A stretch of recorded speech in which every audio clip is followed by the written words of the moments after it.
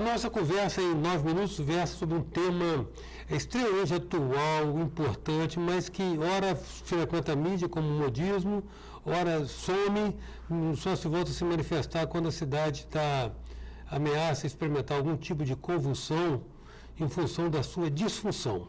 Eu me refiro à questão da mobilidade urbana. A gente tem frequentemente trazido interlocutores aqui para oferecer reflexões, acrescentar conhecimento a nós, para nós podermos pelo menos, nos contextualizarmos. O que está acontecendo, o que pode ser feito, onde estamos errando e se estamos errando. Hoje a gente traz para a nossa conversa um especialista, um pensador da cidade, tirado da nossa academia, no caso o professor, arquiteto e urbanista Marco Romanelli, com quem nós vamos conversar agora.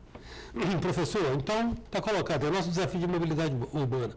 Onde estão os gargalos? Se nós não estamos atentos a uma realidade que mudou radicalmente, estamos contemplando ainda antigas soluções para novos problemas.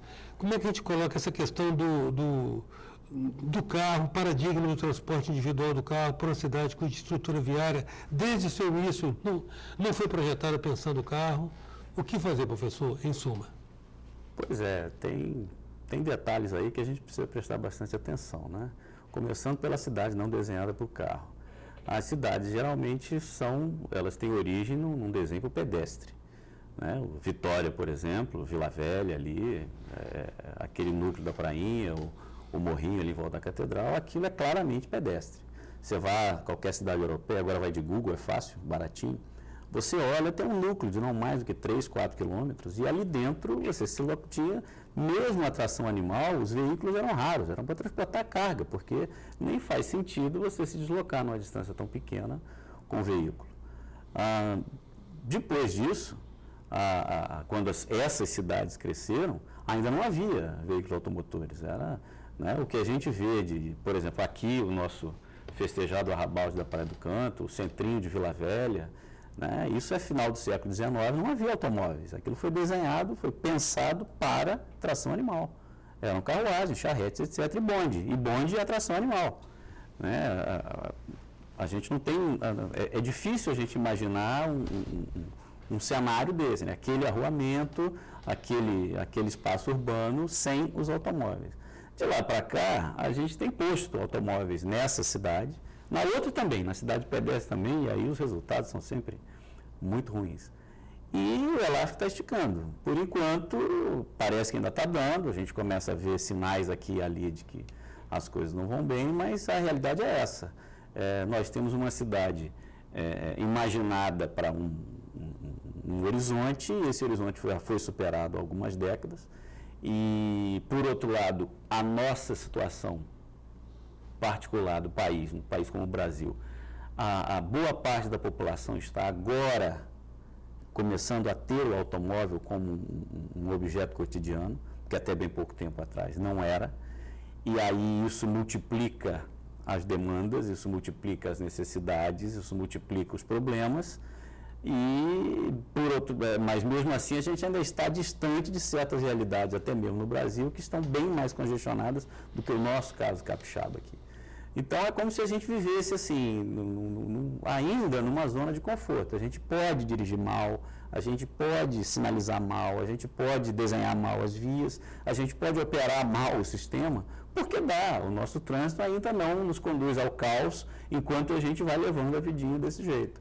Ainda está dando para a gente viver assim, né? Mas parece que a cada dia que passa vai se aproximando um momento em que, né, uma geração ou outra, nós vamos ter que começar a lidar com o automóvel de maneira um pouco mais, né, calibrada, um pouco mais sofisticada, porque por enquanto ainda né, eu costumo dizer para os alunos, lá nosso trânsito é fichinha, né, perto de certas situações que a gente vê aí, até mesmo no Brasil, né, São Paulo, né.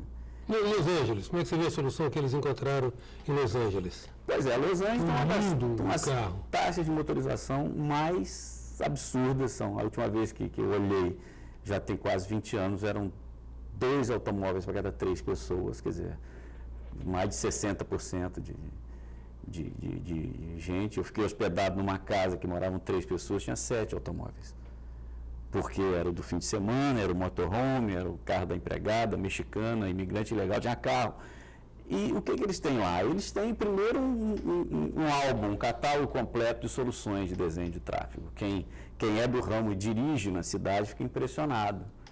Eu já tinha o quê? Décadas de trabalho com esse assunto e eu fiquei envergonhado de ver certas coisas sendo feitas, ver certos motoristas fazendo determinadas manobras, ver certos dispositivos sendo postos em prática e tal. Eu falei, meu Deus, como é que a gente não... Você sentiu o terceiro mundo mesmo? Mesmo. Mas uma coisa assim, a diferença entre pare e via preferencial é um negócio assim, que quando você vê o que é, vai, puxa vida, que coisa impressionante. E motorista idoso, né? Senhoras, um cabelinho roxo, pendurado no volante e tal, mas dirigindo magistralmente. Que fluidez. Sim, é claro, você tem horas de pico, você tem, aí sim, você tem pela cidade dispositivos, né, capazes de concentrar as grandes massas de volume dos momentos de concentração, mas, por outro lado, a primeira freeway, claramente, a 405, fica a 6 km da costa. Porque 6 km da costa é o Rio Marinho, comparando aqui com a nossa...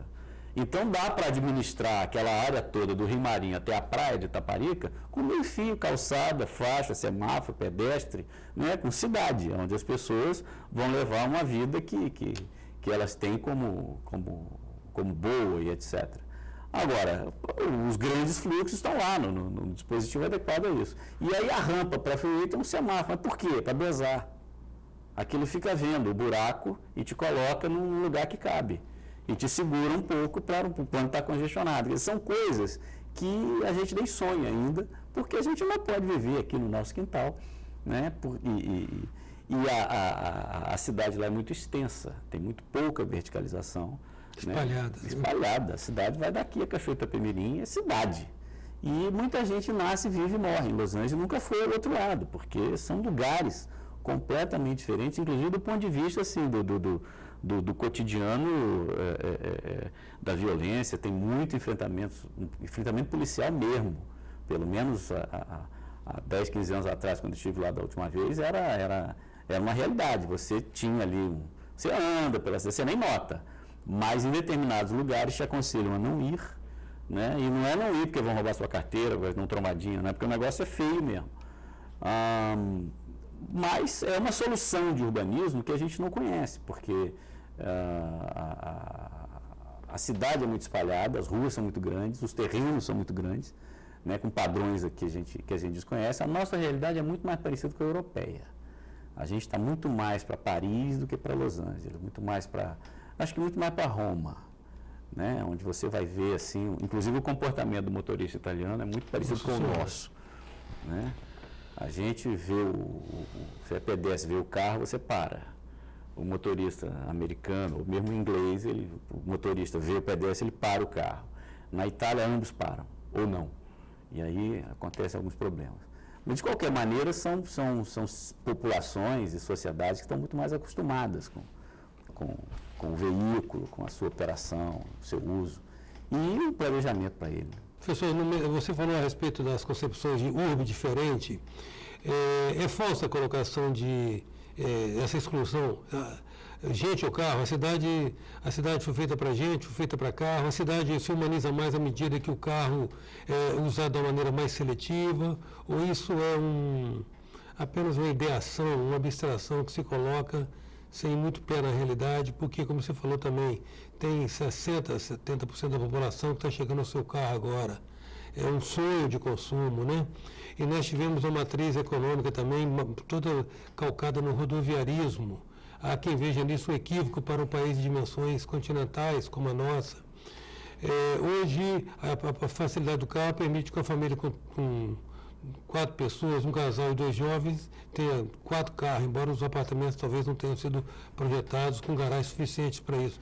Você acha, como é que se vê essa questão da humanização da cidade ou da nossa relação com o carro? Bom, a gente tem, como você disse, uma relação muito recente com o automóvel, e é importante a gente notar que não é um indivíduo que compra o seu primeiro automóvel.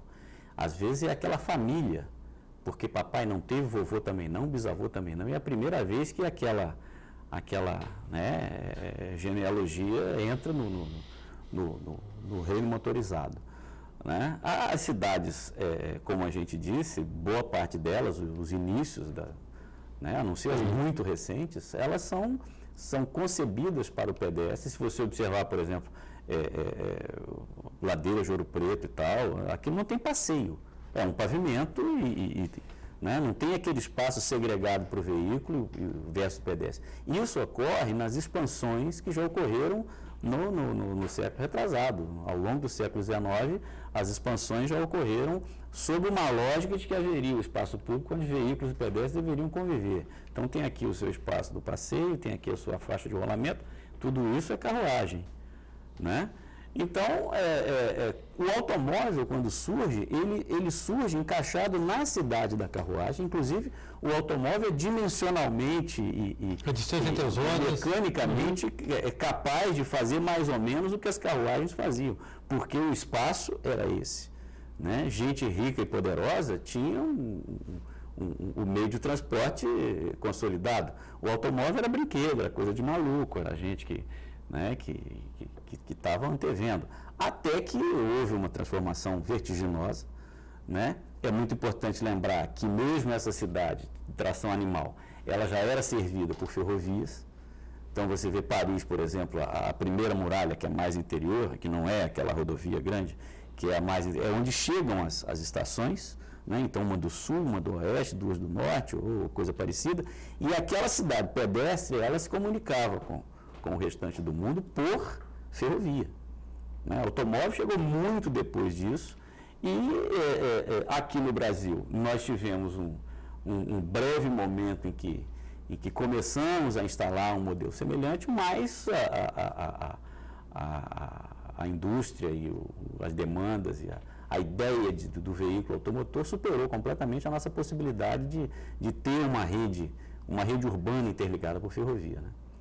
Isso aí Nosso tempo está se esgotando aqui, mas eu convido você a continuar conosco amanhã nessa conversa com o professor, arquiteto e urbanista Marco Romanelli. Até já.